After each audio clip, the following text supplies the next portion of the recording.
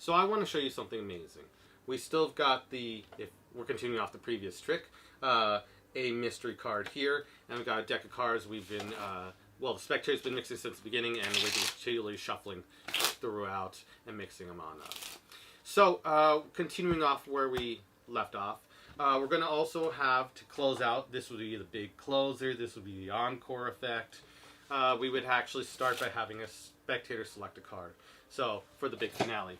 So, first, a spectator can point to any one they like. Let's say they go far down, and they decide upon this particular card. Would you want to go further, any further? And like, okay, fine, 2. They go down 2 cards, and they stop upon 1, and I show it to them. They stop upon this card. So they are memorizing this card. Hopefully it can be seen. And then it is lost back inside the pack. Okay, like so. And then the cards could even be shuffled, which is always great. And so what we're going to try to do is we're going to actually mix the cards even further. We're going to come back to that card in a bit. We'll just first want to make it even more impossible. And the spectator's going to do this, but first I instruct them. I'm going to deal off I want you to deal off cards like this. 1, 2, 3, 4. 4 cards in a pile, like 4 poker hands. And I need you to keep on dealing out the cards, like so. Now you can deal off occasionally or mismatch, but here's the idea. You generally want to keep the piles even, okay? So just try to keep them, regular. Okay, you got what I'm saying? And they go, yeah. So I take the cards, and we're going to just leave it off to them, and we just go for it. We let them do it. Okay, and they deal out. They start dealing out like so. And then immediately they start dealing haphazard like so. And they're going this. I'm like, oh no, but whatever. They want to deal off, and then they start doing normally. I'm like, you could be a little bit okay with this, whatever. And I just start dealing with this. And they deal like this. I'm just going crazy with this. Just general idea. Do. And there. Okay. So they did all this. We square all the piles very fairly. Very fairly. And they could even do this if they want to. The spectator can do this. 3 and all 4. And then I have the spectator point to any 2 piles.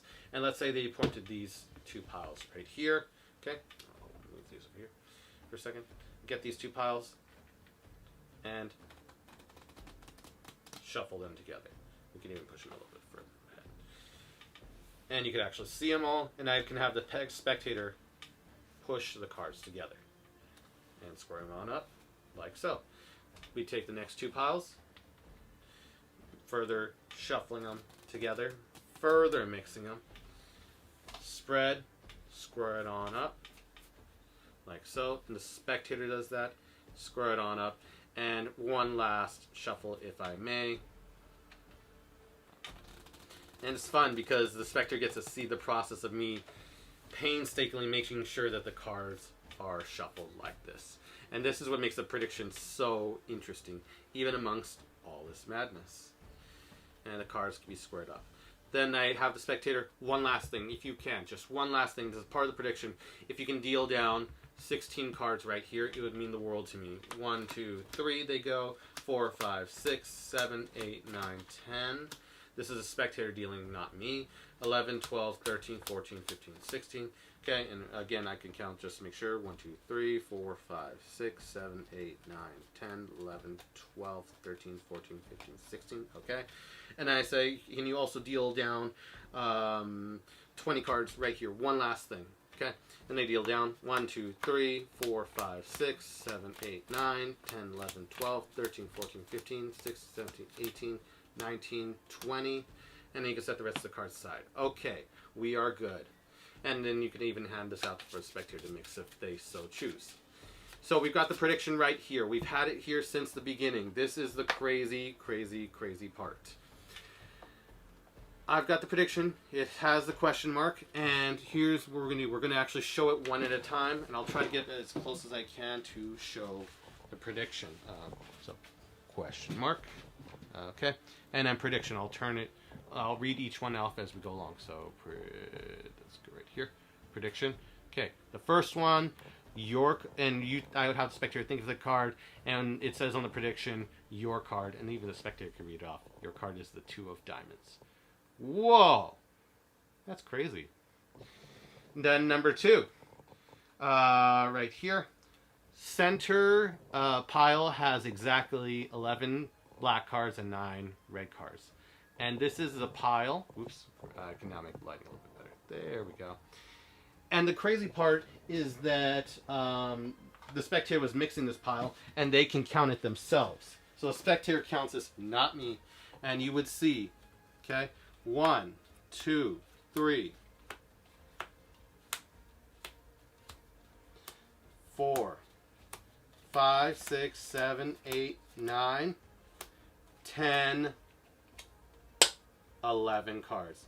No one believes me. It's too impossible. It's too crazy that I was able to predict that. Again, 1, 2, 3, 4, 5, 6, 7, 8, 9, 10, 11.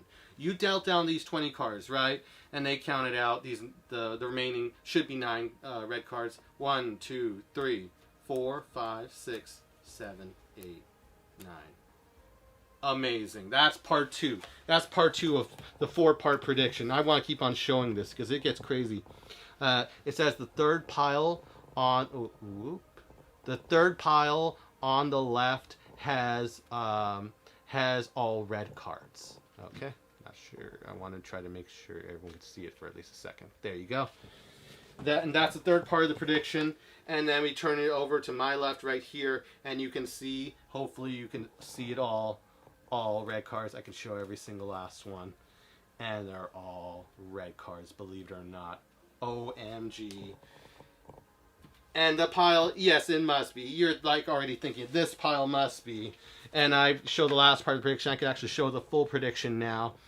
Okay, and you can pause to read it. And it says, the pile on the right is all black cards except for the 2 of diamonds.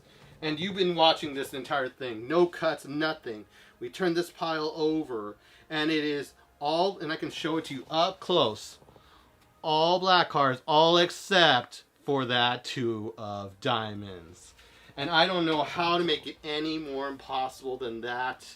This is not Harry Lorraine's Out of This Universe. This is Dan's Out of This Multiverse. My name is Dan. I hope you are having a wonderful day. And if you may, I think this video deserves a like, deserves a subscribe, and wishing everyone a good one, and have a good one.